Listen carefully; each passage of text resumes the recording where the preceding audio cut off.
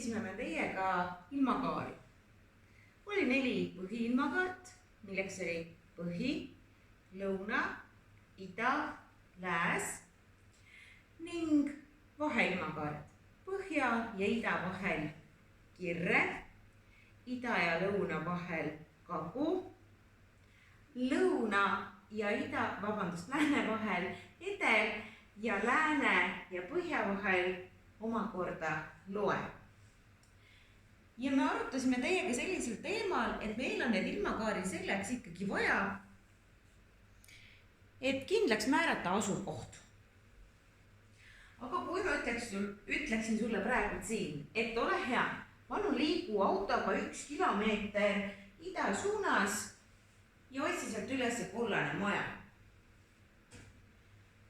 Ma arvan, et sa suudaksid ära määrata selle 1 kilomeetri ja põhja suuna, aga millist kollast maja ma seal täpselt mõtlesin, sellega tekiks raskusi.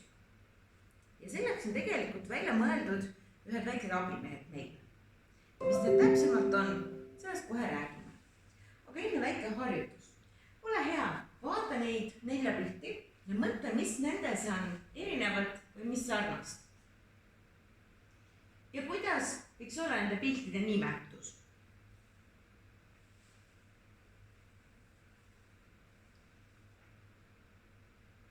Nii, või nende piltide.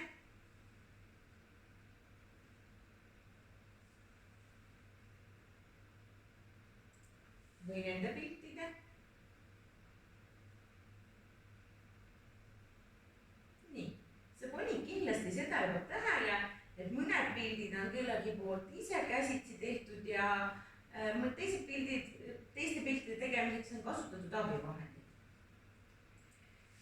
Ja tegelikult selleks, et paremini aru saada, et millist kollast maja ma mõtlesin, võime me kasutada näiteks fotosid.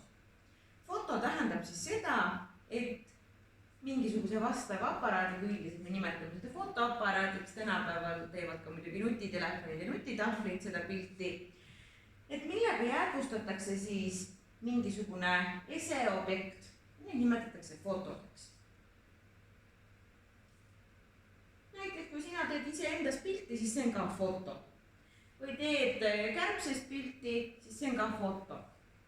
Või siin on näiteks tehtud autos pilti, siis see on foto. Ja kui ma annaksin sulle praegu, ütleksin, et liigu palun 1 kilomeeter põhja ja otsi kollast maja ja annan sulle pildi sellisest kollasest majast, on sul juba natukene lihtsam. Eks? Et sa juba näed, et milline maja see peab olema, mida sa otsid. Aga ma võin ju täpselt teada, et millist maja ma otsin, aga mis te arvate, kas ma leian selle ainult selle foto põhjal väga ruttu üles, kui ma mitte midagi muud ei tea. Tean, et 1 kilomeeter põhja ja olen näinud pilti sellest majast. Ei ole tõesti. Ja selle jaoks on tegelikult olemas sellised asjad nagu plaanid.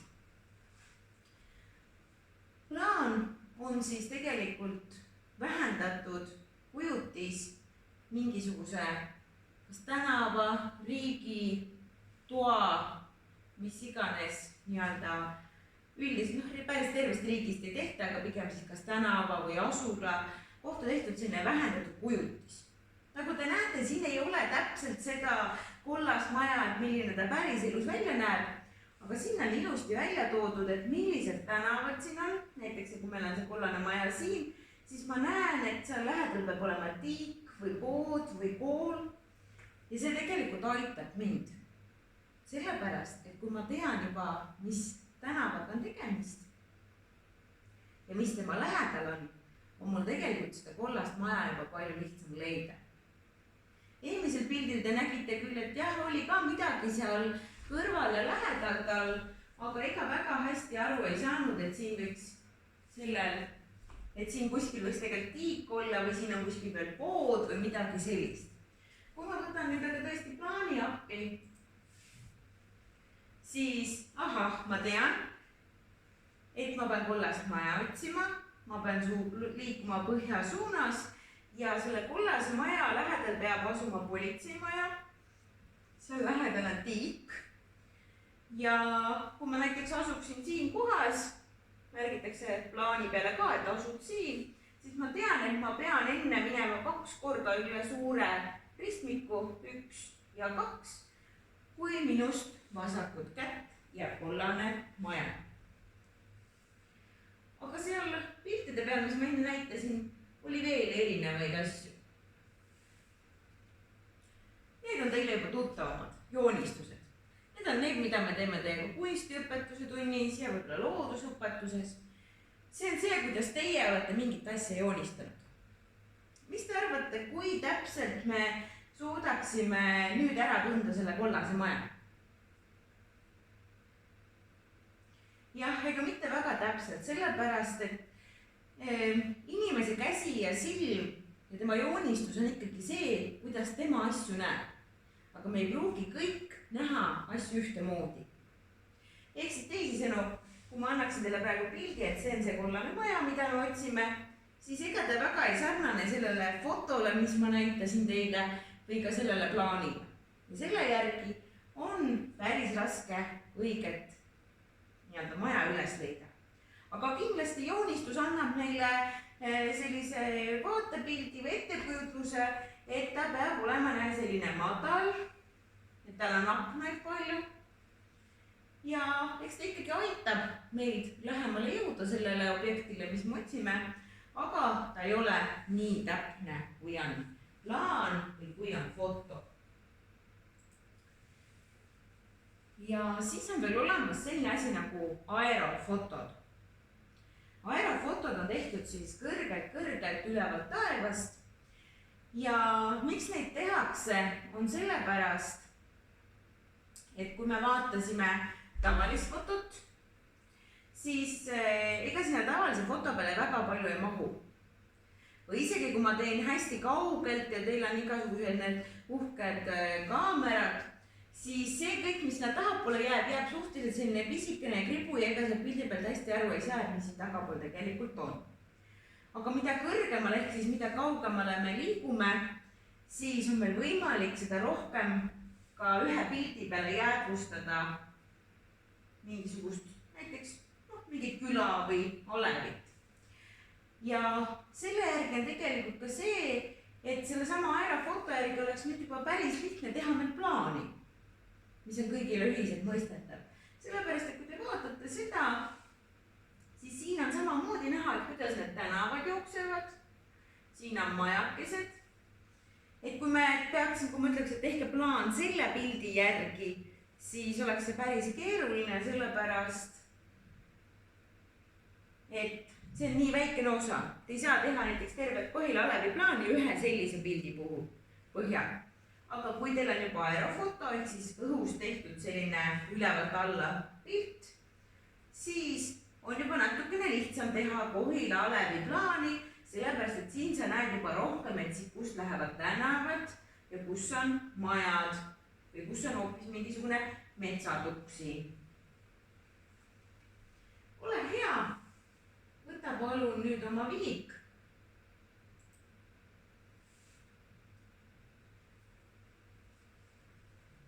Ja kirjutame pealkirjaks foto, joonistus ja plaan. Las see aerofoto täna jääb, sellega me tegeleme teiega järgmisel loodusõpetuse tunnil. Aga kirjuta pealkirjaks palun siis foto, joonistus ja plaan.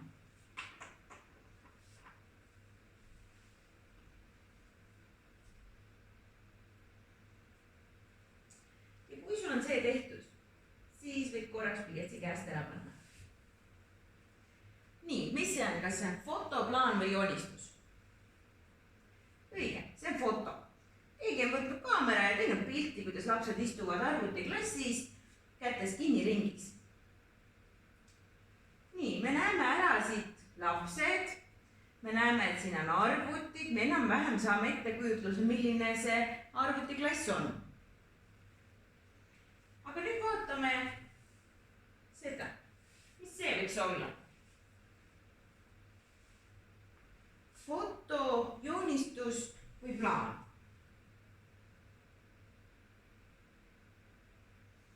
Nii, see on tõesti joonistus. Ja sellepärast, et keegi on üritanud hästi täpselt seda arvutiklassi joonistada, aga no näiteks ta ei ole siia lapsi joonistanud ja ega need arvutid ei ole ka päris sellise kujuga, nagu nad päriselt on.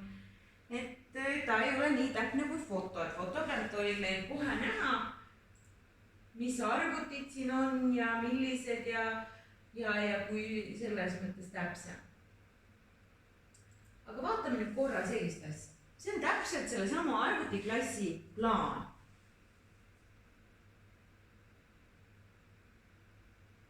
Nii. Esmapilgul meile tundub, et päris tühi. Ega me nüüd täpselt aru ei saa. Aga miks plaan on oluline? On sellepärast, et siin on hästi täpselt selles mõttes kujutatud neid asju, mis on seal arvutiklassis. Ja plaani peale ei märgita elusolendit. Sellepärast, et näiteks sügisel, kui me uuesti kooli tuleme, 1. septembril, ei pruugi olla enam täpselt neid lapsi nende toolidega keset seda klassi. Ja siis me võiksime öelda, et aga me oleme vales klassis. Tegelikult ei ole. Sellepärast igasuguste ruumide, asulate ja muude plaanide peal kujutatakse ainult elutuid objekte ja selliseid, mis ei liigu. Sinna ei panda ka selles mõttes, ja mis ei liigu, see tähendab seda, et sinna ei panda ka näiteks autosid peale. Sest kui me joonistaksime ühe autoparkla joonise, et kuidas seal parkida saab ja paneksime sinna autod ka peale, aga täna käib võib-olla 10 inimest poes oma autodega, homme käib 100 inimest, üks päev pargib auto ühe koha peal, teine päev teise koha peal, siis me tegelikult ju päriselt aru ei saaks, et milline see parkla on. Ja plaan tehakse siis selline, et kõik see, mis on elutu ja seisab seal, on kogu aeg olemas, selle järgi tehaksegi plaan. Et kõigil inimestel oleks ühtemoodi ettekujutlus, kuidas see asi välja näeb. Ole hea, nüüd paneme kirja ka. Plaan on millegi lihtsustatud ja vähendatud kujutis pealtvaates. Ja tehakse seda pealtvaates sellepärast,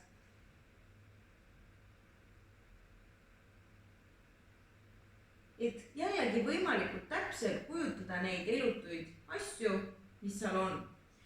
Kui me teeksime need külgvaates, pealtvaates tähendab seda, et ma vaatan ülevalt alla. Kui ma vaataksin küljevaates, siis võib-olla mõnele tundub, et on see asi suurem või teisele väiksem, et pealtvaates on enam-vähem asjade suurus siis kõige täpsem. Aga pane kirja, plaan on millegi lihtsustatud ja vähendatud kujutis pealtvaates. Ja lihtsustatud tähendab seda, et kui sellel toolil on näiteks mingisugune uhke nikerdus või mis iganes padi või selle laua peal on lillevaas, siis neid sinna ei joonistata sellepärast, et need tekitavad jälle sinus segadus. Plaan on üks hästi lihtne asi, et kõik saaksid ühtemoodi aru, kuidas see ruum või asula või tänav välja näevad. Nii et plaan on millegi lihtsustatud ja vähendatud kujutis pealtvaates.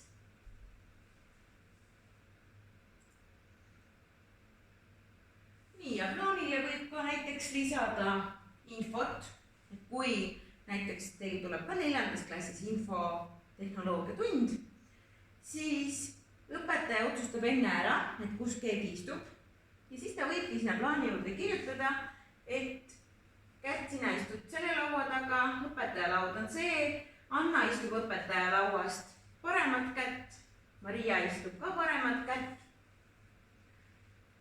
Et sinna võib ka märkida näiteks nimesid või mingeid muid andmeid, aga neid siis märgitakse juba sõnadega.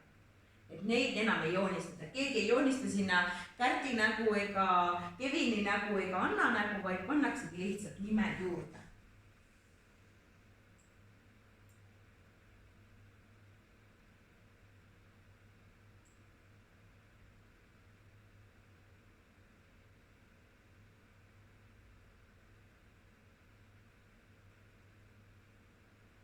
Nii, aga vaatame veel, mida me plaanil näeme ja mida mitte.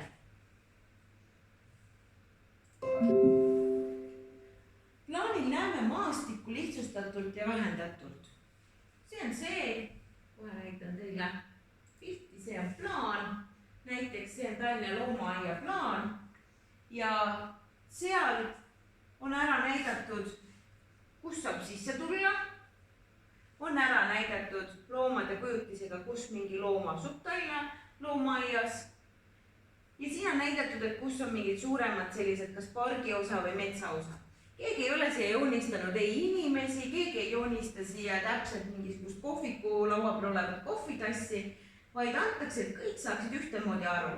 Et kui ma tulen näiteks sellest väravast siit sisse, siis paremad kätt jäävad siin kitsed ja vasakud kätt jäävad näiteks luiged ja kui ma liigun siit paremalt poolt kuni lõpuni välja, jõuan kaamli juurde, see ongi võimalikult lihtne, et kõik inimesed saaksid ühtemoodi aru. Et plaani näeme siis maastikku lihtsustatult ja vähendatud. Seda ei pea see kirja panema. Nii, aerofotosid tehakse siis õhusõidukitelt, kas lennukitelt või ka droonidega. Plaaniga saab anda ka lisainfot, näiteks kirjutada juurde tänava nime. Kui me vaatame seda loomaaia plaani, siis te näete siin, et on näiteks Läänevärav, on juurde kirjutatud ehitajate tee, tähendab, kui ma tahan minna sisse Lääneväravast ja kohe esimesena näha näiteks elevante, siis ma pean sisse sõitma ehitajate tee poolt, ehk siis see on tänava nimi. Ja mida te panete siin kaardi peal kindlasti tähele, on siia kirjutatud ka põhi. Nii nagu me õppisime, siis põhi märgitakse kõikidele kaartidele, sellepärast, et kui sa muud moodi hakkama ei saa ja tahad näiteks kompassiga minna, siis sa tead, et põhja suunas on siin elevandid, tähendab, kui ma tahan minna näiteks jääkarude juurde, pean ma liikuma lõuna suunas.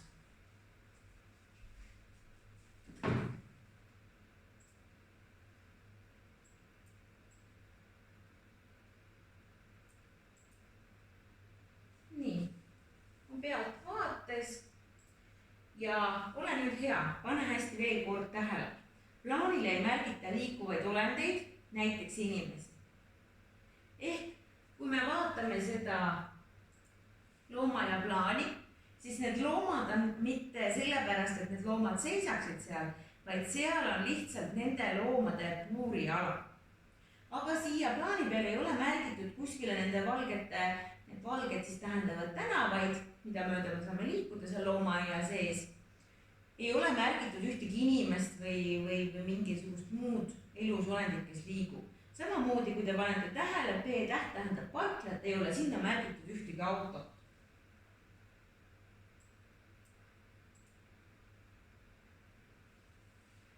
Ehk siis plaan on millegi vähendatud ja lihtsustatud kujutis pealtvaates. Plaanile ei märgita liikuvaid asju. Ükskõik, kas see on inimene, auto, see, mis sealt ära liigub, seda sinna ei märgita. Aga nüüd tuleb ka sinu töövihikus ülesanne. Ja ülesanne tuleb sulle töövihikus lehekülg 28, kus te peate kirjutama ära, mis on plaan, mida plaanile ei märgita, mille poolest erinevad foto ja plaan, mille poolest nad võiksid erineda. Just, et foto on hästi täpne, foto ei pruugi olla alati pealtvaates ja fotol me ju kujutame kõiki asju, ka ja liikuvaid asju. Mida võiks plaani pealt teada saada? Just, kus miski asi asub, millist tänavat pidi me lähme sinna. Ja plaani saab kasutada selleks, et võimalikult lihtsalt ja kiiresti kohale jõuda. Ja ülesandes 2 on ülesanne kleepida oma toafoto ja ülesandes 4 on ülesandeks oma toaplaan joonistada. Ära siis unusta seda, et toaplaani joonistades, panen korra selle siit kinni. Et kui sa joonistad oma toaplaani, siis sa teed seda pealtvaates ehk kujutame ette, et see on tuba on sul näiteks riskvilikukujuline. Panen sulle tule ka, tuba on riskvilikukujuline, siis kõiki asju ma joonistan pealtvaates. ehk siis, kui mul on näiteks siin on uks, siis ma joonistan ukse nii. kui mul siin ukse juures siin siin on näiteks aken ja siin on voodi, siis ma joonistangi selle voodi nii. mitte keegi ei joonista seda voodit mulle siin niiviisi jalgadega, eks. et kõik tuleb joonistada tasapinnaliselt ja ülevalt alla vaadates. ja kui tahad, võid juurde kirjutada, et see on näiteks voodi. kui sul on siin akna all näiteks sinu kirjutuslaud, siis joonistad ka, kui ta on ristküliku kujuline, joonistad ristküliku, kui ta on ümmargune, teed ümmarguse. toolimärgid, kas sul on kandiline tool või on hoopis ümmargune tool. kui sul on siin mõni kapp, siis samamoodi kapp. kui sul on vaip, saad vaiba teha, võid juurde kirjutada ja inimesi sinna ei joonista, nii et keegi ei hakka mulle siia õppimislaua või arvutilaua taha joonistama mingisuguseid kriipsujukusid, eks. et see ei käi plaani peal, sest need asjad on liikuvad. samamoodi ära joonista sinna palun oma lemmiklooma, kes sul seal on. sa võid joonistada tema puuri, näiteks kui tema puur on siin sinu kapi kõrval, aga mitte teda ennast. liikuvaid asju me sinna ei joonista. ja ei ole vaja ka plaanile joonistada lampi, laelampi. nii, aga palun väga, palun asu nüüd oma töö kallale.